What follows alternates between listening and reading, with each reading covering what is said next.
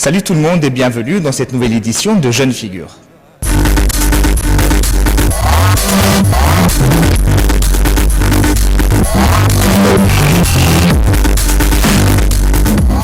Une édition très physique aujourd'hui, on parle de squash avec notre invitée Ania Alamami. Elle est 54e mondiale, elle n'a que, retenez bien, elle n'a que 15 ans, donc elle a vraiment tout de l'avenir devant elle. Elle peut vraiment être parmi les 10 premiers. Et d'ailleurs, l'Égypte, les joueurs égyptiens de squash font partie des 10 premiers mondiaux. Je dirais que l'Égypte et le Brésil, ce qui est au Brésil au football, le Brésil au football, l'Égypte au squash. Voilà, j'ai réussi à faire ma phrase enfin. Donc Ania a 15 ans, c'est notre invitée, elle est championne du monde de moins de 17 ans, 54e classée internationale. On va voir avec elle sa carrière dans le squash et vous allez voir, c'est un sport très physique, j'y ai joué, je vous le dis.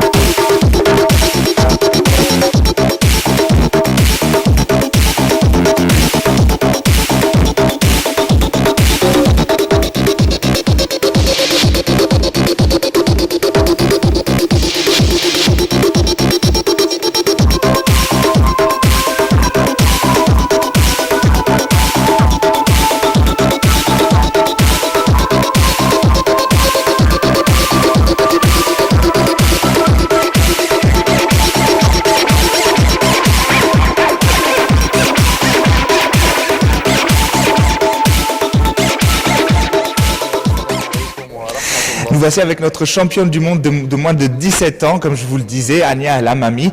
Elle est classée 54e mondiale, professionnelle aussi bientôt. Elle va nous parler d'elle, nous parler de sa carrière dans le squash. Bonsoir Ania. Bonsoir. Merci d'être avec nous. Alors Ania, tu vas d'abord te présenter. Je m'appelle Ania Alamami, j'ai 15 ans.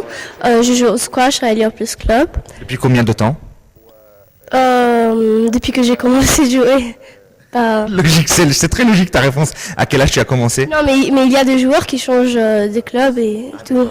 Et toi, tu as commencé à quel âge? 7 ans. À 7 ans, donc ça fait 8 ans que tu joues au squash. Oui. D'accord. Toujours dans le même club alors? Oui. D'accord. Ania, qu'est-ce que tu fais dans la vie? J'aime entendre de la musique et je lis des livres de motivation. Comme par exemple qui?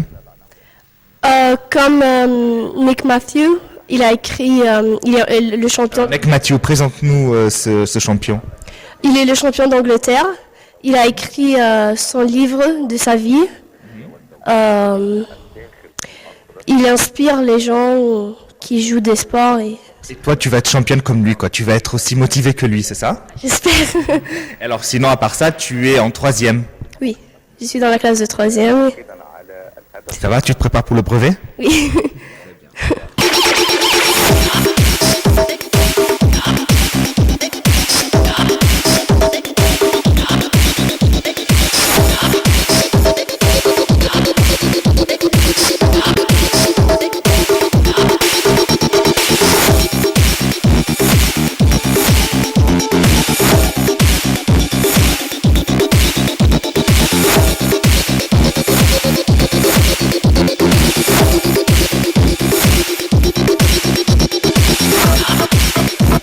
Très bien, maintenant qu'on a fait connaissance avec toi, Ania, tu vas nous parler du squash. D'abord, j'aimerais bien que tu nous parles de ce sport.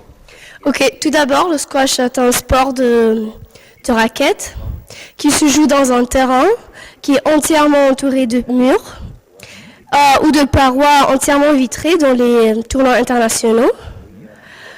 Il consiste à frapper une petite balle noire, Caoutchouc, faut le préciser. oui, en caoutchouc. Ce n'est pas la même balle que le tennis, hein. Non, c'est D'accord, une balle plus légère, justement, et pas pour plus petite, et aussi pour adapter aux parois vitrées des championnats. voilà. Et la personne, elle doit frapper la balle de telle sorte que l'adversaire ne puisse pas de la reprendre. D'accord, il faut frapper le plus fort possible, c'est ça? Et le plus loin possible de l'adversaire pour qu'il ne puisse pas la rejoindre et Et alors, les adversaires ne se touchent pas, c'est bien ça? C'est-à-dire que je frappe la balle et je dois vite m'éloigner pour mon autre adversaire. Voilà. Sinon, L'arbitre, il a la décision. Il doit dire si c'est let, no let ou stroke. let, ça veut dire quoi? C'est le point, c'est ça? Non, let, ça veut dire que si le joueur est gêné par l'autre, il a le droit d'arrêter la balle. Et si l'adversaire, l'arbitre voit qu'il a raison, il est gêné, il donne let. Ça veut dire qu'on rejoue le point. Et le let, c'est par sécurité ou si le joueur est gêné. Et le no let, ça veut dire Ça continuer. veut dire que l'adversaire voit que la balle est de bonne qualité et que l'autre, il est incapable d'aller pour jouer la balle. Ça veut dire en fait, c'est un petit peu comme le football. Le joueur peut tomber, l'arbitre peut décider de donner une faute à l'adversaire, sinon ou laisser jouer, c'est ça? Voilà. Et alors ça dépend s'il voit qu'il y a de l'action, il laisse jouer, c'est ça? Voilà. Et le stroke, c'est si le renvoyeur de la balle a joué la balle et l'autre, il est dans la raquette du joueur.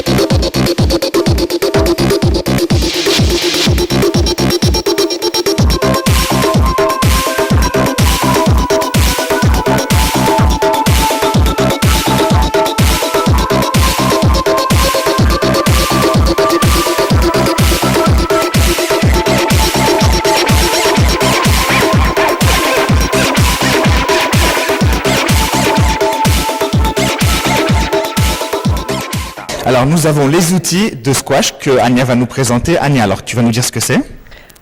Ça c'est la balle noire en caoutchouc. C'est une balle en caoutchouc, très bien. Donc là, elle est très souple, tellement souple qu'elle m'a échappé des mains.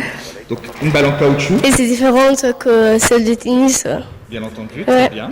Ensuite, ça c'est une raquette. Ma raquette, oui. Est-ce qu'elle est comme celle du tennis ou pas? Non, Qu'est-ce qu'elle a de différent? Elle est plus petite, je crois, non? oui, elle est plus petite et Les fils, là, c'est la même chose, je crois. Ça, le contour, c'est aussi du fer, c'est ça? oui. Tu peux taper. Alors, je sais que tu n'as pas le droit de taper par terre avec la raquette, c'est ça? Oui. L'adversaire peut sanctionner. Oui, s'il tape avec la raquette sur le mur ou par terre, l'arbitre il peut le sanctionner. Et très bien. Alors, combien de fois la balle peut faire des rebonds? Une fois, la deuxième c'est faute. Comme le tennis, quoi. Une fois et voilà. D'accord, très bien. Bon, on va te voir jouer maintenant, d'accord?